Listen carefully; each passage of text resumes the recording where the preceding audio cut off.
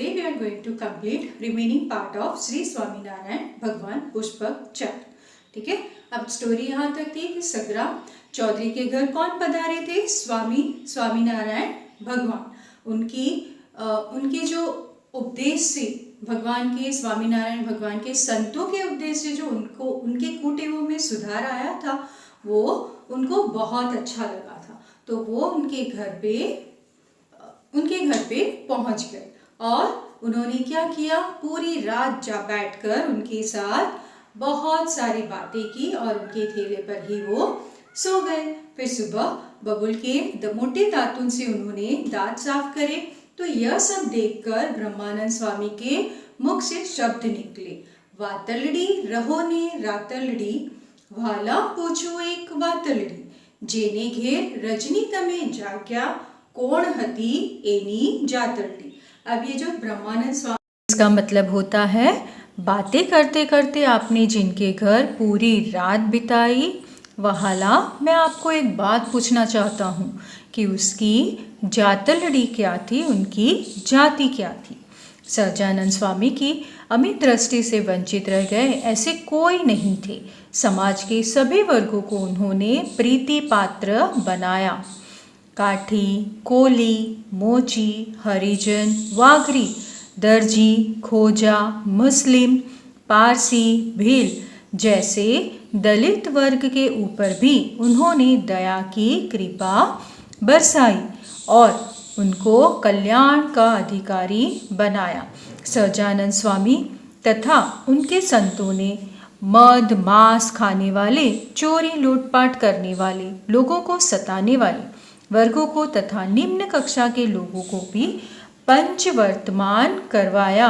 पंचवर्तमान का मतलब होता है शराब, मांस, चोरी, व्यभिचार और अशुद्ध आहार का त्याग करना. ये सब का त्याग करना. किशोर लाल मसूरी लाल लिखते हैं कि नीची जाति को उच्च जाति में मिलाकर उन्होंने उच्च संस्कार डालना, उसी में सुधारा समाया था. इसीलिए उन्होंने हरिजन, मोची, दर्जी और मुस्लिम तक को शुद्ध ब्राह्मण जैसा रहन सहन सिखा दिया. ये थे स्वामी नारायण के संस्कार. फिर मशरूवाला कहते हैं कि हजारों मनुष्य के जीवन में फर्क लाने वाले, उनको कुटेव और व्यसन में से छुड़वाने में बुद्ध के सिवा किसी भी धर्म स्थापक ने, समाज सुधारक या कानून बनाने वालों ने अब तक इतना यश नहीं पाया. सहजानंद स्वामी को हजारों मनुष्यों ने उनकी उपस्थिति में ही अवतारी पुरुष के रूप में स्वीकारा. उनकी कही गई बातों पर तन मन धन अर्पण कर देते थे. ऐसी सहजानंद स्वामी में क्या ताकत थी? उन्होंने रावण, कंस जैसे काम क्रोध रूपी अतः शत्रु को मारा था. पाप के पर्वत हटा के हजारों के चित्त निर्मल पावन किए थे.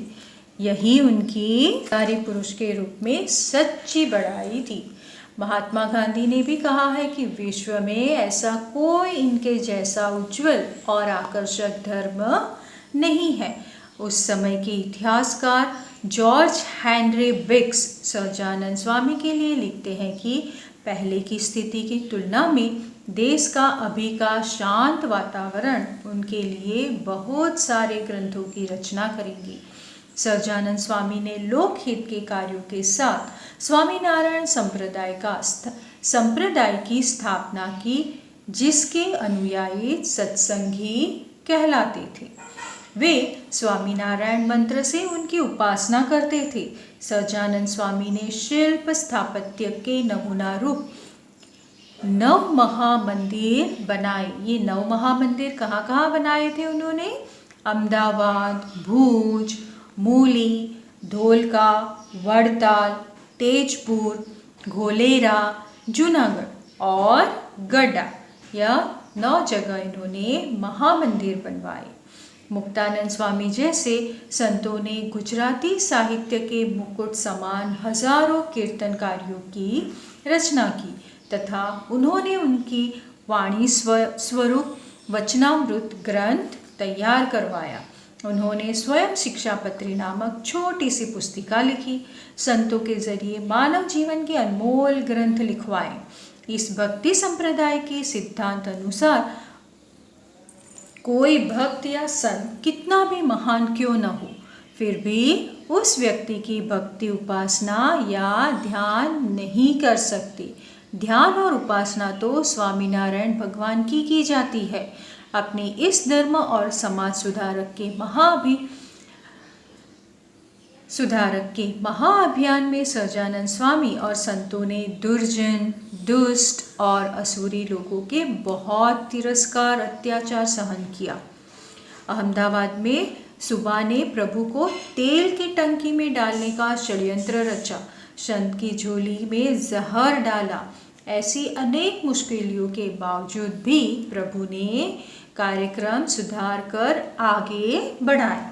समाज सुधारक के साथ धर्म, ज्ञान, वैराग्य और भक्ति में भगवान धर्म की स्थापना की। भक्ति ने भागवत धर्म की स्थापना की। सहजानंद स्वामी और हजारों संतों और भक्तों को आश्वासन देकर 49 वर्ष की आयु में 1886 वैशाख सुद दशम के दिन गड्ढा में देह लीला समाप्त करके स्वधाम पधारे। देह लीला समाप्त करके यानी उन्होंने अपने देह को त्याग दिया। ठीक है, ये थी स्वामीनारायण भगवान की जीवन यात्रा।